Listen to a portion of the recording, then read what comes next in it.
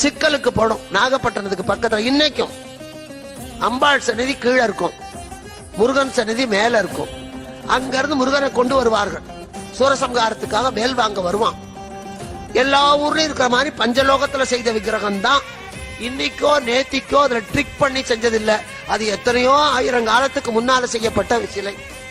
உங்க ஊர் கோயில்ல இருக்கிறது அதேதான். அந்த விக்கிரகத்தை எடுத்துக்கொண்டு வருவார்கள்.